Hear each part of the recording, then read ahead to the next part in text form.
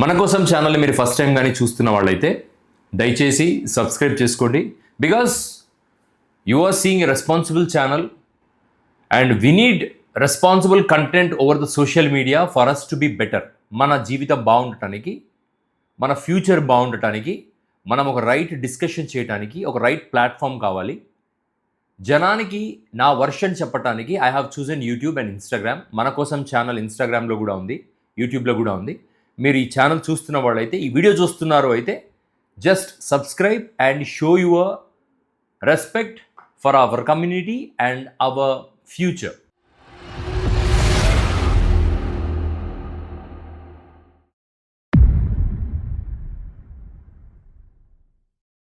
నేను ఎందుకు ఇంత ఖచ్చితంగా సబ్స్క్రైబ్ చేయమని అడుగుతున్నాను అంటే, the topics which we discuss, మనం రోజు వీటి గురించి ఆలోచించాలి, మనం రోజు వీటి గురించి ఒక మేధోమథనం చెయ్యాలి.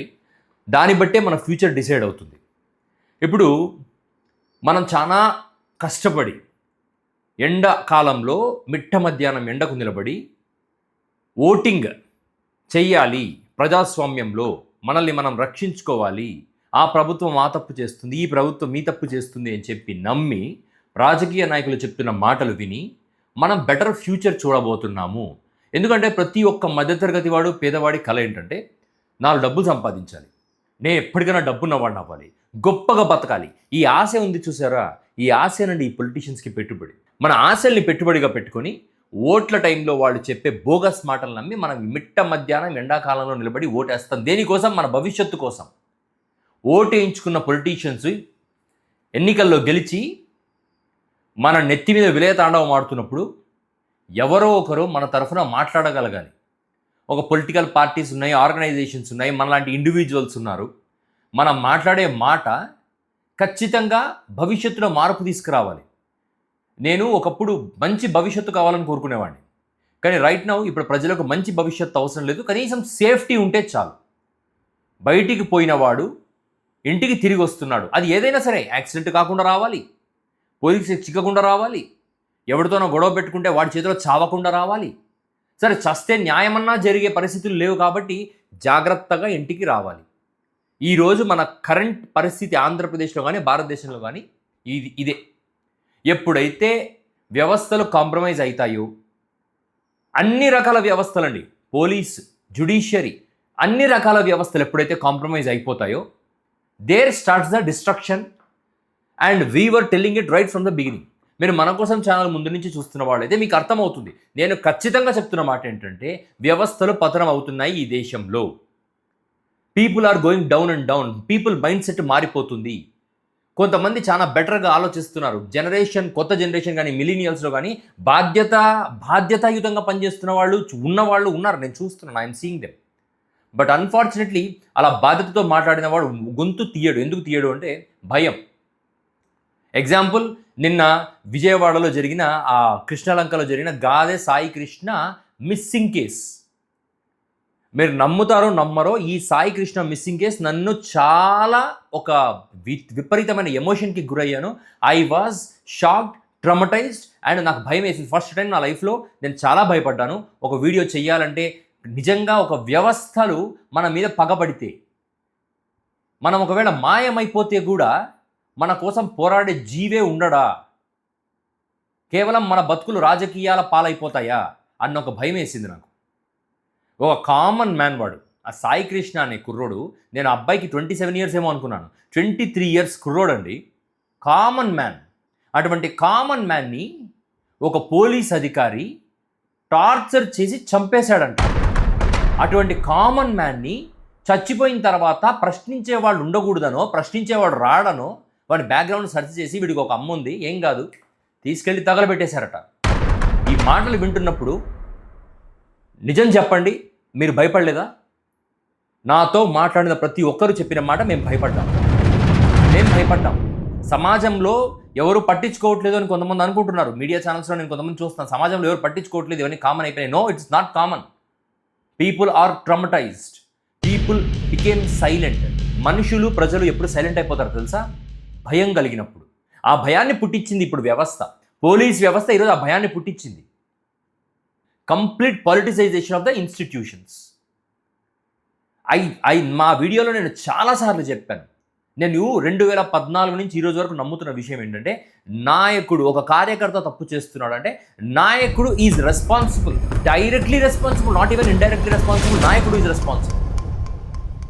ఇక్కడ అన్ఫార్చునేట్లీ పోలీస్ డిపార్ట్మెంట్ కూడా పొలిటికల్ పార్టీస్కి కార్యకర్తల్లా ప్రవర్తించడం, దానివల్ల నష్టపోతుంది ఎవరు అంటే గ్రౌండ్ మీద ఉన్న common man.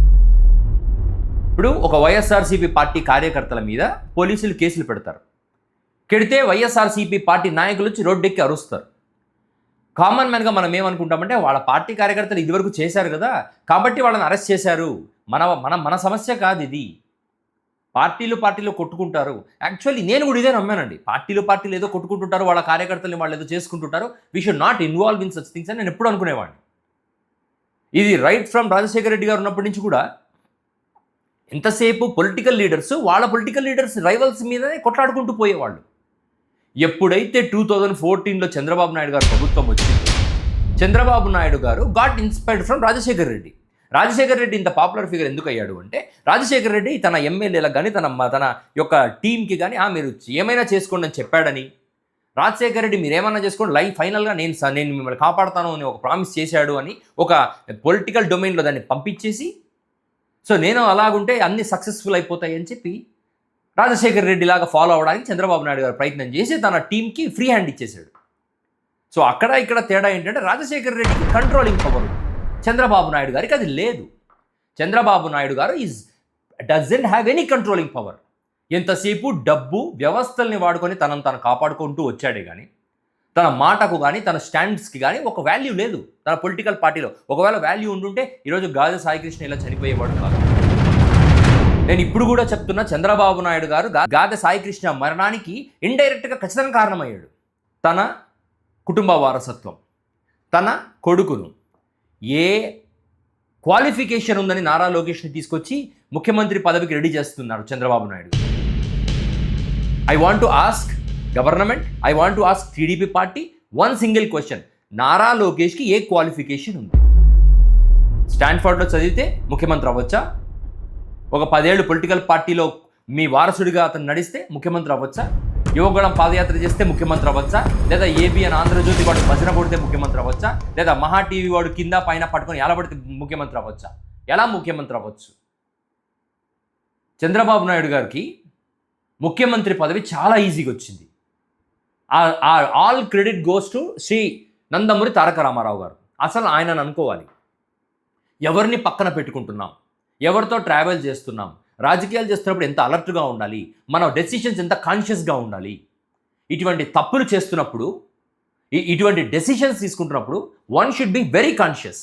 And Nandamuri Taraka Rama Rao గారు, because of his very lazy attitude in the politics, he entertained Nara Chandrababu Naidu garu, which destroyed Nandamuri Taraka Ramarao.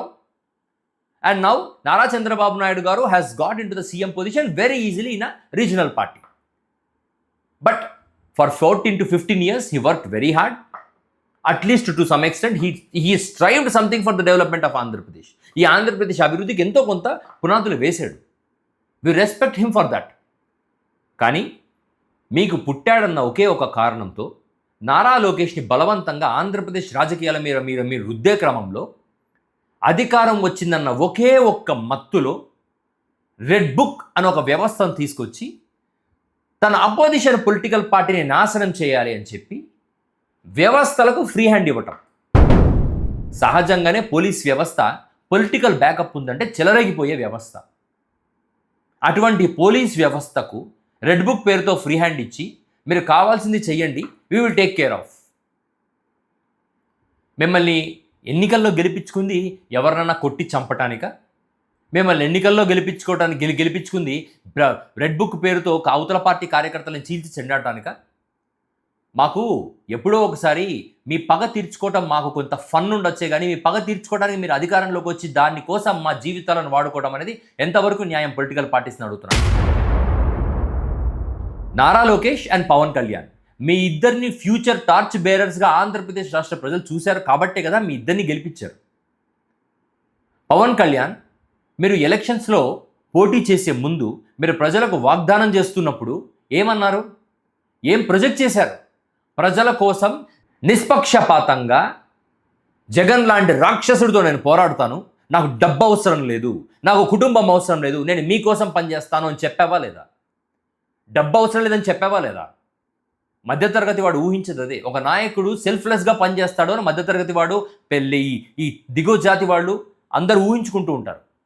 కానీ నిజం ఏంటంటే మీరు సెల్ఫ్లెస్గా పనిచేస్తామన్న ఒక ప్రొజెక్షన్ ఇచ్చి మీ సెల్ఫ్ కోసం మీరు పనిచేస్తారన్న విషయం ఈ ప్రజలకు, కామన్ పీపుల్కి 100% మందికి తెలియదు. ఇటువంటి రాజకీయ నాయకులు ముఖానికి రంగులు పూసుకొని సమాజం మీద పడిపోయి నాటకాలాడే అందరూ రాజకీయాలు చేయడానికి రాజకీయ పీఠం ఎక్కితే ఆ రాజకీయాలు, ఆ రాష్ట్ర రాజకీయాలు ఎలా ఉంటాయి? ప్రపంచమంతా ఉలిక్కిపడే సంఘటన అండి సాయికృష్ణ సంఘటన. It is not just a simple lap of death. ఎవరినో ఒకరిని తీసుకొచ్చి ఆవేశంలో సిఐ కొట్టి చంపేయటం కాదండి ఇది. నాకు ఒక డౌట్, అసలు రాజ్యాంగ రక్షకులు పోలీసులకు ఆవేశం ఎందుకు వస్తుందండి? Are you trained to be serious? Are you trained to kill the people? Are you trained to protect the justice? On what basis you are getting trained? Don't you know what is a constitution? Constitution ఎలా uphold చేయాలో తెలీదా మీకు? లక్షల జీతాలు ఇచ్చి మీకు ఉద్యోగాలు ఇచ్చి మమ్మల్ని రక్షించండి అయ్యా బాబు అంటే పొలిటికల్ పార్టీలకు బానిసలైపోయి తొత్తులుగా మారి సాధారణమైన ప్రజలకు నరకం చూపించడమా పోలీసింగ్ అంటే? ఒక 10 సంవత్సరాల క్రితం ఫ్రెండ్లీ పోలీస్ అనే కాంబినేషన్లో ఎంత చక్కగా నడిచింది ఆంధ్రప్రదేశ్. ఏదైనా కూడా 2014 ముందు Andhra Pradesh had a golden days. Unfortunate that we are staying in Andhra Pradesh. ఈరోజు గాదె సాయికృష్ణ అనే వ్యక్తి తల్లి ఏడుస్తుంటే ఎవ్రీవన్, ప్రతి ఒక్కడికి గుండెలిట పిండేశాయి. అందరికీ రాజకీయాలు కావాలి. కాపు కుర్రోడు చనిపోయాడు, ఒక ఎస్సీ కుర్రోడు సెల్ఫీ వీడియో రిలీజ్ చేశాడు నాగరాజు మీద. పొలిటికల్ పార్టీస్కి కాపు ఎస్సీ కావాలి, నాకు మాత్రం గాదె సాయికృష్ణ చచ్చిపోకూడదు. ఒకడు తప్పు చేస్తే వాడికి చట్ట ప్రకారం శిక్ష వేసి, చట్టాలు బలోపేతం చేసి, చట్టపరంగా శిక్షలు వేసి, వాడిని లోపల ఉంచి వాడిని రీఫార్మ్ చేసి సమాజంలో వదలాలి. ఇది హిట్లర్ వ్యవస్థ కాదు. Unfortunately our politicians are getting inspiration from Hitler. మన రేవంత్ రెడ్డి, నేను హిట్లర్ లాంటి వాడిని. మరి చంద్రబాబు నాయుడు గారు సాయంత్రం అయితే చక్కగా గంజాయి బ్యాచ్తో ఫోన్లో మాట్లాడుకుంటారు, రెండో ఫోన్లో. ఏం మాట్లాడుతున్నారు? ఇక ఒక 2 భరత్తులు, రాష్ట్రానికి 2 భరత్తులు, ఒక మంత్రి భరత్తు, ఒక ఎంపీ భరత్తు. ఒక ఆయనేమో కోర్టు కట్టడానికి ఒక 50 ఎకరాలు చెట్లన్నీ కొట్టేసి ఊరు నడిబొడ్డునే కోర్టు కట్టాలని చంద్రబాబు నాయుడు గారు చెప్పారని చెప్పి సిటీ సెంటర్లో ఉండే గ్రీనరీని లేపేద్దామని ప్లాన్ చేశాడు. ఇంకో ఆయనేమో బీచ్ షాక్స్లో మందు అలౌ చేస్తేనే డెవలప్మెంట్ అంట. ఇదెక్కడ డెవలప్మెంట్ అండి? తమిళనాడుకి వెళ్ళండి, కేరళకి వెళ్ళండి, కర్ణాటకకి వెళ్ళండి, ఏ బీచ్ షాక్స్లో మందు అలౌ చేస్తున్నారు? గోవాలో మందు అలౌ చేస్తున్నారు. అవును, గోవాలో క్రైమ్ రేట్ తెలుసా? ఎంతమంది foreigners missing in Goa? Do you know? ప్రజలకు తెలియదు, మీకు చెప్తున్నా. గోవాలో ప్రతి సంవత్సరం కొన్ని వేల మంది ఫారినర్స్ మిస్సింగ్ అవుతారు. డ్రగ్స్, ఎక్స్టార్షన్, హ్యూమన్ ట్రాఫికింగ్ అన్నీ జరుగుతాయి గోవాలో. ఈ కేసులు అవి బయటికి రావు, జస్ట్ టు ప్రొటెక్ట్ టూరిజం. ఇది మన ఆంధ్రప్రదేశ్కి అవసరమా? ఎవడో ఒకడు డెవలప్మెంట్ పేరుతో మందు అలౌ చేస్తాడా? బీచ్లో సాయంత్రం పూట ఒక భార్య భర్త ఒక చిన్న పిల్లలు తీసుకొని మీరు డెవలప్మెంటే చేయాలంటే ఆ బీచ్లో మొక్కజొన్న పొత్తులు, బొరుగులు అమ్మటం మానేసి ఏదైనా రెస్టారెంట్స్కి ఇవ్వండి. You open restaurant, people can have some fun. మందు అలౌ చేస్తావా? చేసి మళ్ళీ దాని గురించి ప్రమోషన్ చేసుకుంటావా? తప్పే ఉంది. నువ్వు ఇంట్లో తాగుతున్నావు, నీ డబ్బున్న ఇంట్లో నువ్వు కూర్చున్న మ్యాన్షన్ హౌస్ నువ్వు తాగితే వచ్చిన నష్టమేం లేదు, నీకు అది కామన్. బట్ మిడిల్ క్లాస్ వాడు, పేదోడు పని ఆఫీస్ చేసుకొని మ్యాన్షన్ హౌస్ కొనుక్కొని ఇంట్లో వచ్చి తాగడం అనేది చాలా పెద్ద task. It's not an easy thing. మీ డబ్బున్న ఇదే సమస్య. This is the problem with the people, ఈ పొలిటీషియన్స్. ఒకరేమో గీతం యూనివర్సిటీ చైర్మన్స్ కొడుకు, ఇక్కడ కర్నూలులో ఏమో ఆల్కలీస్ చైర్మన్స్ కొడుకు. ఒక్కొక్కరికి 1000-2000 కోట్ల బేసిక్ నెట్వర్క్. ఒకరేమో ఎన్టీ రామారావు మనవడు. మన జీవితాలను డిసైడ్ చేసేది ఎవరు తెలుసా? వీళ్ళే. ఎన్టీ రామారావు మనవడు, గీతంస్ అల్లుడు, టీజీ వెంకటేష్ అంటే ఒక పెద్ద పారిశ్రామికవేత్త కొడుకు. ఇక్కడ ఎవడో డబ్బున్నోడు, అక్కడ ఎవడో డబ్బున్నోడు. రాజ్యసభ అంటే ఏంటండి? మన జీవితాలు డిసైడ్ చేయడానికి, మన ఫ్యూచర్ డిసైడ్ చేయడానికి విద్యావేత్తలు, విద్యావంతులు వెళ్లాల్సిన ప్రదేశం. ఎవడున్నాడండి? రాజ్యసభ మొత్తం బిజినెస్ పీపుల్. నాశనం చేసి పెట్టారు ఈ 2 పొలిటికల్ పార్టీస్ దేశాన్ని. మన దేశం పుట్టింది ఎలాగో ఎవరికి తెలియదండి. మన దేశం ఒక కడుపు ఆవేదనలో నుంచి పుట్టింది ఈ దేశం. త్యాగాలు, ఎంతమంది అసలు ఆ చచ్చిపోయిన వాళ్ళందరూ కానీ నిజంగా నేను ఆత్మలు భర్త మీద నమ్మను, కానీ వాళ్ళు కానీ పైనుంచి చూస్తుంటే మాత్రం గుండె ఇప్పుడు చచ్చిపోతారు. ఒక సాయిబాబా వచ్చి హిందూ ముస్లిం సంతోషంగా ఉండండిరా, కొట్లాడుకొని సావద్దండ్రా అంటే దేవుణ్ణి చేశారు. ఈరోజు వాడు దేవుడు కాదు, వాడు తురుకోడు అని మాట్లాడుతున్న పనికిమాల సినిమా రంగులు పూసుకొని తిరిగే పోరంపోకు సినిమా ఆర్టిస్ట్. ఒక యూట్యూబ్ పేజ్ ఉంటుంది, నాకు యూట్యూబ్ పేజ్ ఉంది, నీకు యూట్యూబ్ పేజ్ ఉంది, దానికి యూట్యూబ్, వాడికి యూట్యూబ్ పేజ్ ఉంది. Unfortunately people are misusing the pages. ఇవాళ సాయికృష్ణ తల్లి ఏడొస్తుంటే నాకు ఒకటే అనిపించింది, రేపు పొద్దున నా ఇంట్లో ఏదైనా జరిగితే, నాకేదైనా జరిగితే, నా తల్లి ఏడ్చినా ఇదే హాలత్. జగన్ వచ్చి ఓదారుస్తాడు, చంద్రబాబు పిలిచి నువ్వు జగన్ దగ్గర మాట వినొద్దు, నీకు నేనున్నాను, నేను చూసుకుంటాను. ఒక సిఐ మీద కేసు పెట్టడాన్ని ఒక గెలుపుగా చూస్తున్నాం మనం ఈరోజు. That is a wonder. ఒక వ్యక్తిని టార్చర్ చేసి ఈ టైం లైన్లో ఇలా టార్చర్ చేసి చంపాడంట వాడు. ఇతని మీద కేసు పెట్టడాన్ని ఒక సక్సెస్గా చూస్తున్నాం. చంద్రబాబు నాయుడు గారు, మీకు భరోసాగా మేము ఉంటాం, సిఐని కేసేసాం, సస్పెండ్ చేశాం. ప్రపంచంలో జరుగుతున్న అఘాయిత్యాలను ఆపాలని అందరు పోరాడుతుంటే ఒక సిఐ మీద కేసు వేయటాన్ని సక్సెస్గా ప్రభుత్వం చూపించుకుంటుందా?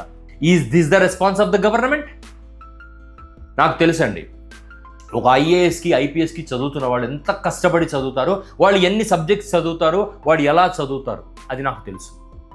కానీ అంత కష్టపడి చదివి అధికారంలోకి వచ్చిన తర్వాత ఈ పొలిటికల్ లీడర్స్ చేతి కింద వాళ్ళు నలిగిపోతున్న విధానాన్ని చూస్తే జాలేస్తుంది. ఒక్కొక్క పొలిటికల్ పార్టీ వస్తుంది, కార్యకర్తల కోసం మేము దాడి చేస్తాం. ఇక్కడ నేను నారా లోకేష్ గారి గురించి ప్రత్యేకంగా మాట్లాడుతున్నాను. నాకు ఎటు చూసినా this is all the contribution of Nara Lokesh గారు.